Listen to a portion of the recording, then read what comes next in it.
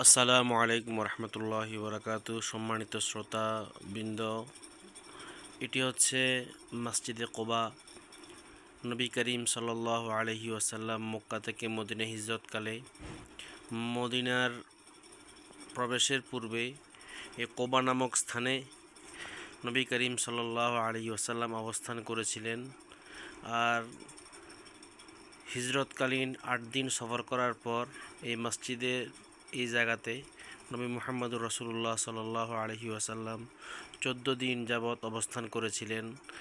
আর এই মসজিদ ইসলামের ইতিহাসে প্রথম মসজিদ, যে মসজিদের মধ্যে নবী করিম সাল্লাল্লাহু আলাইহি ওয়াসাল্লাম প্রতি শনিবার নামাজ আদায় করতেন।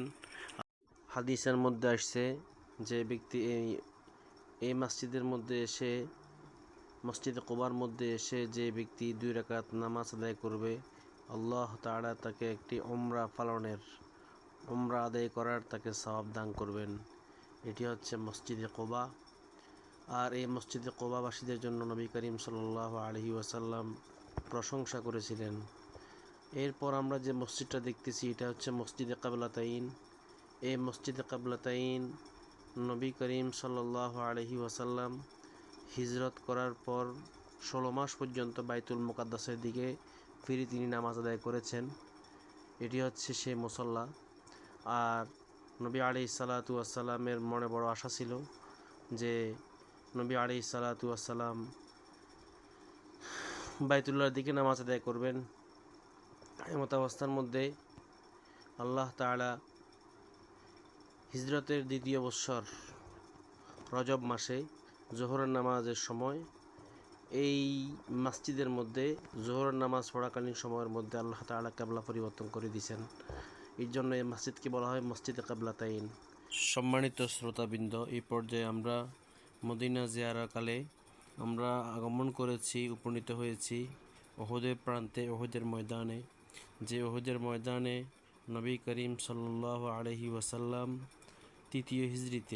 হিজরতের 3য় বৎসর 7 শাওয়াল নবী করিম সাল্লাল্লাহু আলাইহি ওয়াসাল্লাম কুরাইশ মক্কারদের সাথে যখন তারা মদিনার উপর আক্রমণ করার চড়াও হওয়ার মনোনিবেশ করে, তখন 3000 সৈন্য এর সাথে আবু সুফিয়ানের নেতৃত্বে 3000 সৈন্য আগমন করেছে। আর মুসলমানদের পক্ষ থেকে 1000 মুসলিম সেনাবাহিনীরা ছিল। এই উহুদের প্রান্তে মুসলমানদের সাথে তাদের যুদ্ধ সংগঠিত হয়েছিল। প্রথম অবস্থায় মুসলমানরা জয়লাভ করে। পরক্ষণে নবী করিম সাল্লাল্লাহু আলাইহি ওয়াসাল্লাম 50 জন তীরন্দাজ যে সাহাবায়ে কেরামদেরকে নির্দিষ্ট করে রেখেছিলেন, ওনারা আপন জায়গা থেকে সরার কারণে এখানে পদস্খলন হয়ে গেছেন, যার কারণে মুসলমানরা অনেক এই জায়গাতে আসিয়া এই ক্ষতিগ্রস্ত হয়েছেন। প্রায় 70 জন সাহাবী শহীদ হয়েছেন। তোর মধ্যে গোসাইলে মালায়েকা হযরত হানজালা রাদিয়াল্লাহু তাআলার মতন বীর যোদ্ধা এই উহুদের প্রান্তে, উহুদের ময়দানে শহীদ হয়েছেন। নবী করিম সাল্লাল্লাহু আলাইহি ওয়াসাল্লামের চাচা হযরত হামজা রাদিয়াল্লাহু তাআলা আনহু তিনিও শহীদ হয়েছিলেন।